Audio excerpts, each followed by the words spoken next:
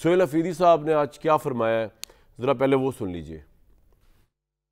एक दफ़ा फिर जो है अदालती अहकामात को नहीं माना गया। हम सोच में पड़ गए हैं कि हमें आगे क्या करना है। 2004 से लेकर आज तक जितनी भी पॉलिसियां बनी है बंद कमरों में बनी है, ना ही आपके मिलिट्री ऑपरेशन जो है काम आ रहे हैं, ना ही आपके इंटेलिजेंस बेस्ड ऑपरेशन काम आ रहे हैं। 80,000 जानों का नजराना हम ऑलरेडी पेश कर चुके हैं, उसके बाद भी अमन नहीं आ रहा। कहीं पर तो हमें पॉलिसी जो है चेंज करनी पड़ेगी। गलत पॉलिसियां, उनका नतीजा यही होता है कि हमारे गरीब माँ के बेटे, चाहे वो फौजी हो चाहे सिविलियन हो, दोनों मरते हैं। किसी वजीर आजम का बेटा नहीं होता। एक बंदा आता है, वो फैसला करता है कि हमने पराई जंग लड़नी है। दूसरा बंदा आता है, ऑपरेशन होता है, 2018 में जो है इन इलाकों को क्लियर डिक्लेयर कर दिया जाता है। तीसरा बंदा आता है, वो कहता है कि इनको दोबारा जो है इनकी आबादकारी की जाए। चौथा बंदा आता है, फिर कहता है कि ऑपरेशन किया जाए। खैबर पख्तूनख्वा लिबर्टी नहीं है कि जो जिसकी मर्जी हो वो वहाँ पर वही एक्सपेरिमेंट करें। हमें नेशनल पॉलिसी में शामिल किया जाए। हमारे साथ जो भी फैसला हो उसमें खैबर पख्तूनख्वा की हुकूमत को, खैबर पख्तूनख्वा की आवाम को शामिल किया जाए। हम उस हर पॉलिसी में वफाकी हुकूमत का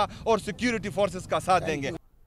सवाल यह है कि पीटीआई की अपनी पॉलिसी क्या है टेररिज्म, अफगानिस्तान और इस तमाम मामलों को लेकर। मेरे साथ मोहम्मद ज़ुबैर साहब, इख्तियार वली खान साहब कोऑर्डिनेटर प्राइम मिनिस्टर के, इरशाद भट्टी साहब और अहमद हसन अरबी, आप माहिर हैं आलमी अमूर के और केपी और अफगानिस्तान के मामलों को बड़े गहरी निगाह से देख रहे हैं।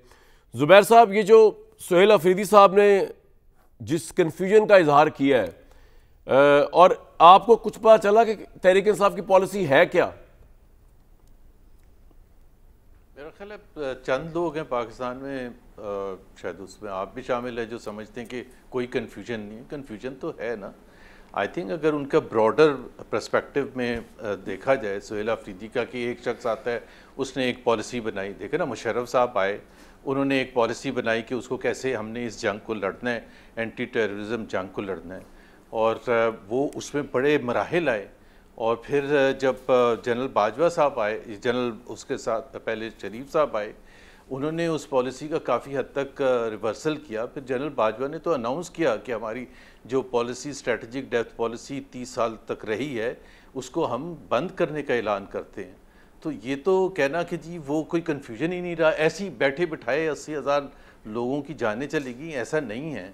हमारे पॉलिसी फेलियर्स हैं इसमें। अगर हम अब भी अगर इस चीज़ से इनकार करेंगे कि पॉलिसी फेलियर्स नहीं है, तो ये तो बहुत ही ज़्यादा ज़्यादती होगी, पाकिस्तान के साथ ज़्यादती होगी। दूसरी बात ये है कि जब से ये एक पीटीआई की हुकूमत केपी में आई है, बिकॉज केपी डायरेक्टली अफेक्ट होता है। जब आप उस हवाले से देखते हैं कि केपी में जो लोग बसते हैं ज़्यादातर वो पख्तून अवाम हैं, मुसलमान हैं, और जो अफ़गानिस्तान की साइड पर है वो भी पख्तून अवाम है और मुसलमान हैं, तो सेंसिटिविटी बढ़ जाती है। फिर हमने ही पाकिस्तान ही के पॉलिसी फेलियर था जिसमें हमने कहा गुड तालिबान और बैड तालिबान की तफरीक की।